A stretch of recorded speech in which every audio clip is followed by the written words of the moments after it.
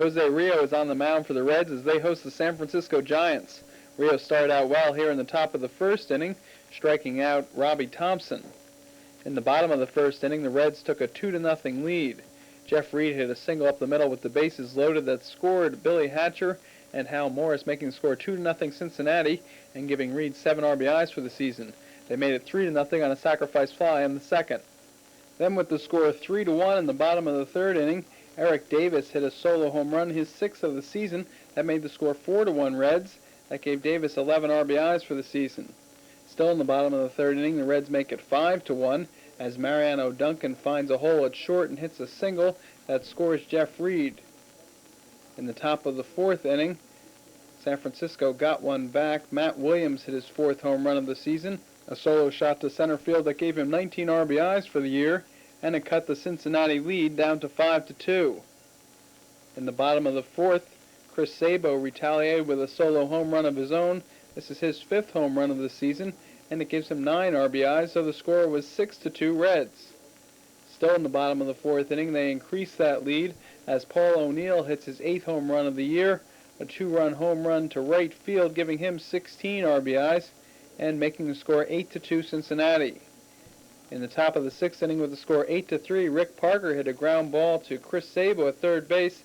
Sabo decided he didn't have a play, and he tried to tag third, so that's a single for Parker that scores Kevin Bass, making the score 8-4. In the bottom of the 8th inning, Eric Davis hit a single up the middle that scored Billy Hatcher, making the score 9-4 Cincinnati, and that turned out to be the final score. You'll see Randy Myers getting Will Clark to ground into a double play to end the game in the top of the 9th. The winning pitcher was Rio. He's 3-2. The loser is Don Robinson. He's 1-3. Once again, the final score 9-4 Reds.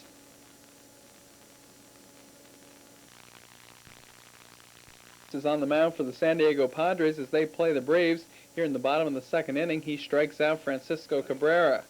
Now we move on to the bottom of the third inning where we'll see some nice defense as Scott Coolball makes a nice diving play to get the liner by Mark Lemke.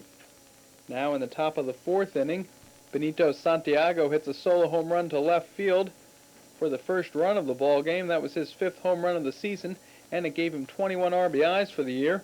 We'll take another look at the smooth swing of Benito Santiago. In the top of the 5th inning, with 2 outs, Fred McGriff will hit a line drive single to left field that scores Tony Fernandez and gives the Padres a 2-0 lead.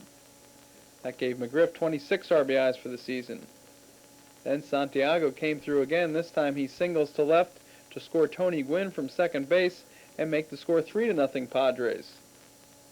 Gerald Clark then came to the plate, and he hits a shot to center field. This goes off of the center field wall and scores Fred McGriff and Santiago, making the score 5-0 Padres, and that's how it stood in the 5th.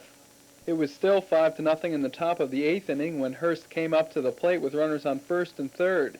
He laid down a bunt, but it was apparently only to sacrifice the runner from first to second.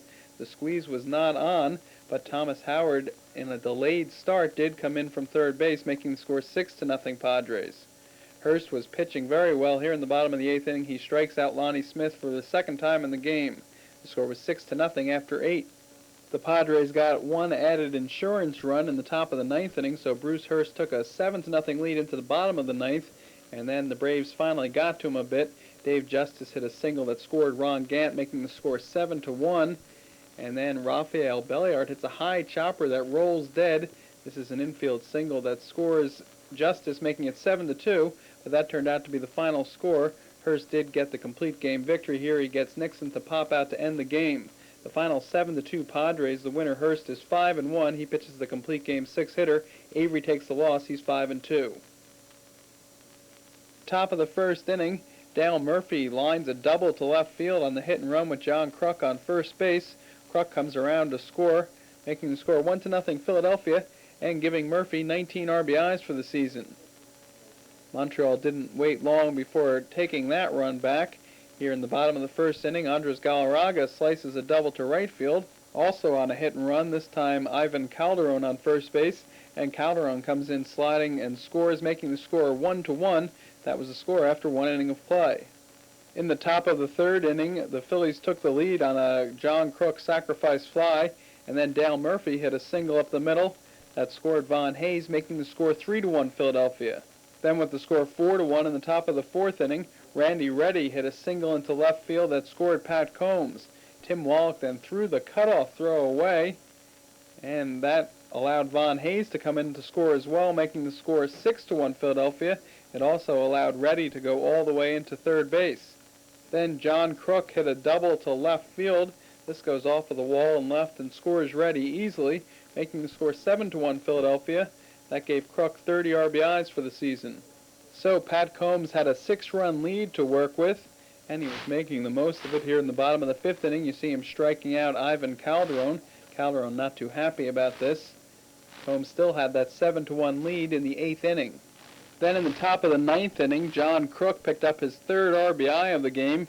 He came up with Von Hayes on base, and Crook singles to right field, scoring Hayes, making the score 8-1 Philadelphia, and that turned out to be the final score. Pat Combs became the first Philly pitcher to go the full 9 innings this season. Here he strikes out Spike Owen to end the game. Combs is now 2-2, while the loser Brian Barnes is 1-1. Once again, the final score 8-1 Philadelphia over Montreal.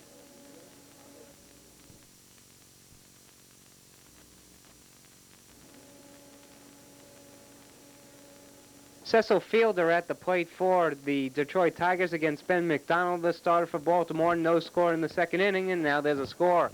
Cecil Fielder with his 7th-round tripper of the year. That went into the left field bleachers. 1-0 Detroit in the second inning.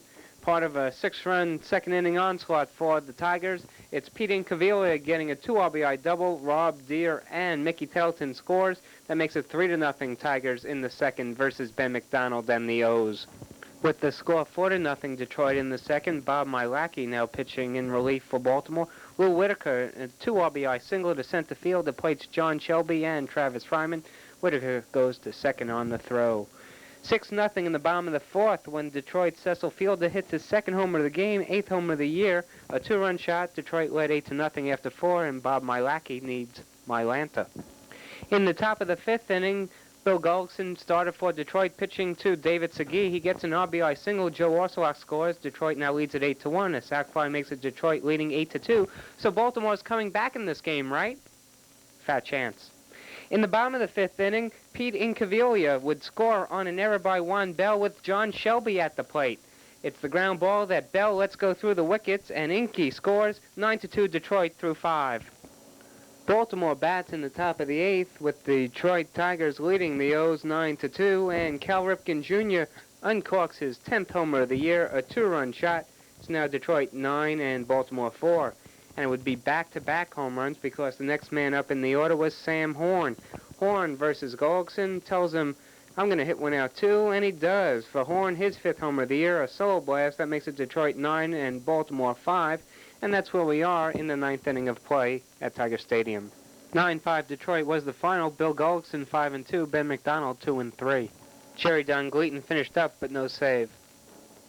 And the New York Yankees in Cleveland on Wednesday night to take on the Indians. We start in the top of the second inning. Mel Hall at the plate for the Yankees, and he loses control of his bat. It ends up in the photographer's booth, and this cameraman kindly returns it back to Mel Hall. Then later in the top of the second inning with 2 outs, Alvaro Espinoza strikes out, but the ball gets past Joel Skinner, a wild pitch on the play, and Kevin Moss scores from third base, and the Yankees led 1-0. Then later in the top of the second inning, Pat Kelly lines a double to the left field corner, scoring Jesse Barfield and Alvaro Espinoza. This is the first Major League hit for Pat Kelly, and this gave the Yankees a 3-0 lead. Then in the bottom of the second inning, the Indians get 1 run on the board. Brooke Jacoby at the plate. He grounds a single to left field. This scores Carlos Baerga from second base. RBI number 11 for Jacoby, and the score was 3-1 Yankees. Then later in the bottom of the second inning, a nice play by Jesse Barfield. Joel Skinner hits a ball to right field. Barfield catches it and then throws home to get Chris James at the plate. A nice play by Jesse Barfield for the double play. We switch now to the top of the fourth inning. Matt Noakes at the plate for the Yankees, and he would hit a solo home run to right field.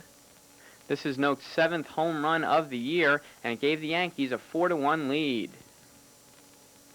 We move now to the bottom of the fourth inning with the Yankees still leading 4-1. Some nice defense by Alvaro Espinoza. Here, Joel Skinner grounds a ball to Espinoza, who makes a diving stop to start a 6-4-3 double play to end the bottom of the 4th inning.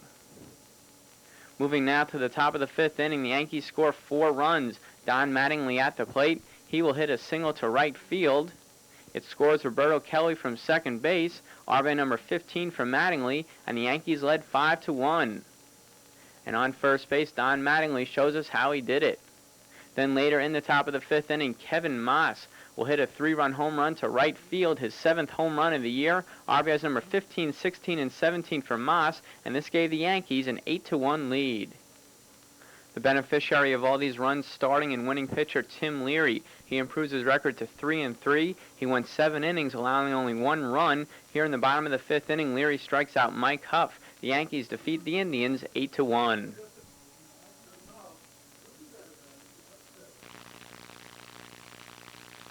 Bottom of the 2nd inning, this is Tom Bernansky at the plate, facing Kevin Brown, the starting and losing pitcher from Milwaukee. Bernansky belts a 2-run home run to left field, his 8th home run of the year, and this gave Boston a 2-0 lead. We'll take another look at this home run. The swing of Tom Bernansky giving Boston a 2-0 lead. Moving now to the top of the 3rd inning, this is starting and winning pitcher Danny Darwin of Boston. He made his first start since April 22nd. Here he strikes out Billy Spires. Darwin went 5 innings, allowing no runs on 6 hits, and he struck out 4 batters. Moving out of the bottom of the 3rd inning, that's a talented ball boy down the third base line at Fenway Park. Here he makes a nice catch on a Jody Reed line drive. Nice play by the ball boy. Then later in the bottom of the 3rd inning, with Jody Reed now on third base, Kevin Brown pitching to Kevin Romine. Brown makes a nice play, but then loses control of the ball. Romine was safe at first, and a little embarrassment for Kevin Brown, but he would pitch out of the inning, and the score remained 2-0 after 3 innings. Then in the bottom of the 6th inning, Tom Bernansky once again. Here he grounds a single down the third base line, scoring Kevin Romine from third base, and Boston led 3-0. Greg Harris came into the game in the top of the 6th inning and pitched 4 scoreless innings to get his first save. Here in the top of the 7th inning, B.J. Surhoff grounds a ball up the middle. Jody Reed makes a nice backhand stop and throws to first for the out. Moving now to the bottom of the 7th inning, the Red Sox score again. Here Wade Boggs grounds a single to right field, scoring Tony Pena from second base, giving Boston a 4-0 lead. And that would be the final score. Danny Darwin was the winner. He's 2-1. The losing pitcher, Kevin Brown, is 2-2. Now we go back to a play in the top of the 1st inning that we didn't show you. Franklin Stubbs hits a foul ball. Wade Boggs makes a nice catch to end the top of the 1st inning. Boston wins 4-0.